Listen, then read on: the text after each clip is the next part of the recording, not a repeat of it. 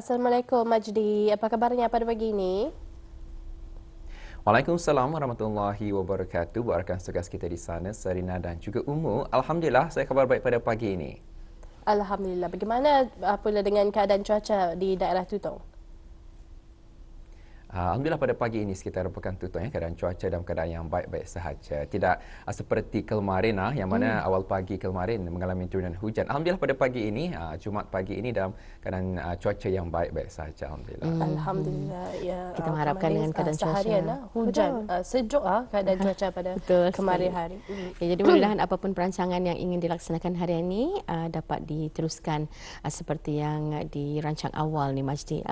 Baik, kita juga ada mengajukan satu soalan yang berhubung kait dengan perubahan iklim dan kaitannya dengan kesihatan ni Majdi. Kalau bagi Majdi sendiri, apa antara usaha secara peribadi yang sudah dilakukan untuk menjaga kesihatan melihat kepada isu perubahan iklim yang sudah semakin diperkatakan pada masa ini?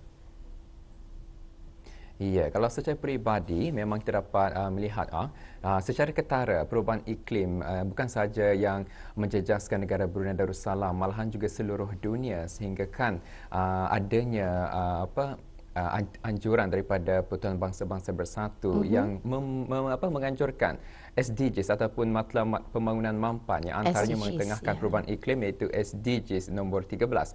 Dan juga pastinya kita selaku rakyat dan juga penduduk di negara Brunei Darussalam perlu juga berusaha untuk mengelakkan daripada berlakunya perubahan iklim ini. Walaupun ia memang berlaku tanpa kita dapat kawal, namun adanya usaha-usaha daripada kita itu perlu ketengahkan dan juga daripada kesan perubahan iklim ini juga pasti akan menjejaskan kesihatan kita ini. Dan salah satu cara saya untuk menjaga kesihatan sejak kebelakangan ini memang kalau kita ini keluar rumah, kalau saya keluar rumah memang akan mengenakan sunblock kerana kalau kita ni lihat pun UV ray ataupun kehangatan cahaya matahari pada masa ini bukan biasa-biasa. Ini seperti yang 10 tahun, 5 tahun yang lalu, tapi pada masa ini agak panas. Jadi memang disarankan untuk kita ni memakai sunblock kerana kalau kita ni kurang memakai sunblock ia akan menjejaskan kulit kita ni dan juga daripada sinaran cahaya matahari itu sebenarnya ia boleh mengakibatkan kulit kita ni rusak dan sebagainya. Betul. Jadi memang digalakkan untuk memakai sunblock yang ikut ia punya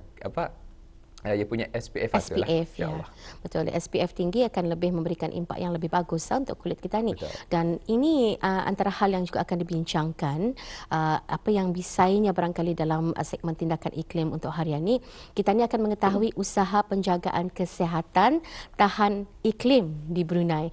Jadi teruskan nanti Majdi untuk mengikuti segmen tersebut. Apapun kita akan serahkan dulu kepada Majdi untuk berkongsi bahan dari daerah Tutong.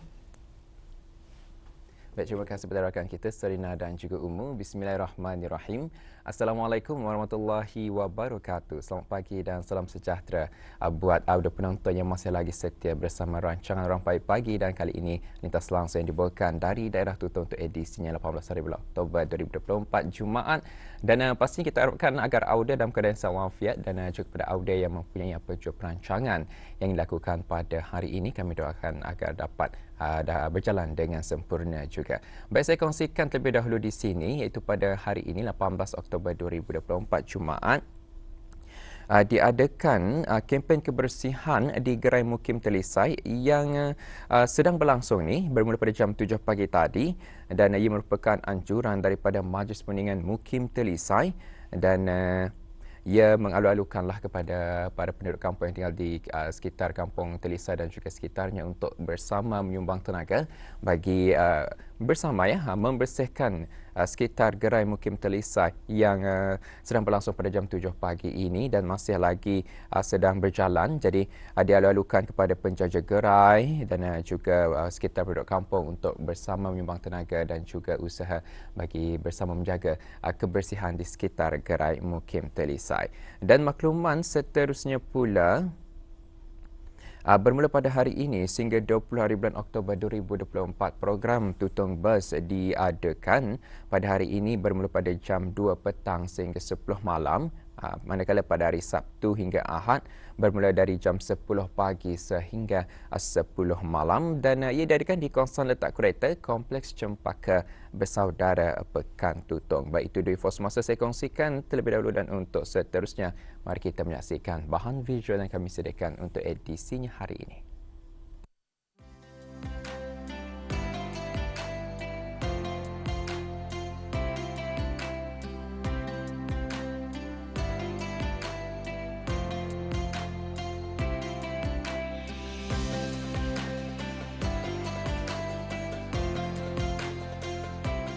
Setiap manusia memiliki kelebihan dan kekurangan masing-masing. Tidak ada manusia yang sempurna.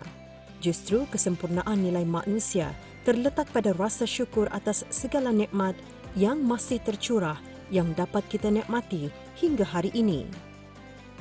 Begitulah juga dengan orang kelainan upaya, OKU, merupakan insan-insan yang diamanahkan Allah kepada kita untuk dijaga dan disantuni. Yang pasti terdapat banyak cara untuk kita selaku masyarakat yang sempurna fizik memahami dan tidak membiarkan golongan OKU merasa terpinggir dari masyarakat. Bengkel Bahasa Isyarat merupakan salah satu usaha yang dianjurkan oleh ahli jawatankuasa takmir dan Muslimah Masjid Kampung Danau dengan mengundang Dr. Hajah Nurbayah binti Haji Syahminan sebagai tenaga pembengkel. Pengisian pembelajaran yang dikongsikan kepada peserta adalah bahasa-bahasa harian, huruf, nombor, cara berinteraksi dan cara menunjukkan perasaan dan sebagainya dengan menggunakan bahasa isyarat. Peserta yang mengikuti bengkel ini akan dapat mengamalkan dan mempraktikkan ilmu yang disampaikan dan tidak segan untuk berinteraksi bersama orang-orang kelainan upaya, khususnya orang kurang pendengaran. Apa yang menarik perhatian juga, bengkel ini disertai oleh peringkat warga emas dan tunjuk cara turut dibantu oleh 3 orang kanak-kanak yang sudah mempelajari asas-asas dalam bahasa isyarat. Alhamdulillah, sebenarnya bengkel ini amat diperlukan, penting bagi kita ni hidup masyarakat. Sebab bukan semua orang ada yang bercakap. Jadi kalau misalnya di sekolah, ia sangat berguna bagi kanak-kanak yang masalah pendengaran dan dah boleh bercakap. Dengan adanya tadi ikut interaksi sama dorang merasa bersemangat. Jadikan dorang merasa diri dorang itu tidak terpinggir. Kemudian kalau untuk kita ni di rumah, untuk yang sudah tua-tua, misalnya kita ni dapat dengan bahasa isyarat ni. Sebabnya kalau sudah waktu sakit lah misalnya, dorang dah lagi dapat bercakap. Tapi dengan riak muka, dan ni tahu. Isyarat kan tu, dan ni tahu dorang itu masa ni memerlukan kita ni dan sakit. Jadi apa yang penting sama-sama tadi ikut belajar bahasa isyarat. Baik, jadi Alhamdulillah pertama sekali Masjid Kampung Danau julung-julung kalinya mengadakan bengkel bahasa isyarat di Masjid ini, yang mana tujuannya adalah yang pertama untuk mengetahui keperluan penggunaan bahasa isyarat ini di negara Brunei Darussalam. Kemudian yang keduanya ialah untuk mendedahkan kepada peserta bengkel bahawasanya bahasa isyarat ini adalah bahasa yang mudah, yang seronok dan yang senang dipahami oleh semua, insya-Allah. Masyarakat ini perlu juga untuk mengetahui paling tidak pun asas sebab kita ni memanglah seperti mana yang dinyatakan pembengkel bahawasanya di negara Brunei Darussalam ini saja yang berdaftar yang menggunakan bahasa isyarat ini lebih seramai 200 lebih orang. Jadi kita ni yang biasanya sepatutnya mesti mengetahuilah sekurang-kurangnya asas dalam bahasa isyarat untuk berkomunikasi bersama dengan mereka. InsyaAllah seperti mana yang kami lakukan ini, banyak sambutan ataupun galakan pembengkel peserta-peserta pun seronok dan suka, dan masa yang kami lakukan 2 jam itu sebenarnya tidak mencukup ya. Banyak lagi yang perlu kami belajar, dan insya-Allah mungkin selepas ini kami akan membuat lagi dengan bab-bab yang lain ataupun seterusnya, insya-Allah. Kami belajar bahasa isyarat setiap hari Sabtu pukul 8 pagi. Sama kami belajar dari buku dan dari cikgu kami. Hari Guru sama Hari Kebangsaan. sebagai tunjuk cara bahasa isyarat. Akan meneruskan kepada rakan-rakan, sama-samalah kita ni belajar bahasa isyarat kerana itu penting bagi masyarakat. Bahasa isyarat merupakan kaedah komunikasi yang digunakan oleh orang-orang berkeperluan khas pendengaran yang tidak menggunakan suara, tetapi hanya menggunakan pergerakan tangan, badan dan bibir untuk menyampaikan maklumat dan melahirkan fikiran seorang penutur.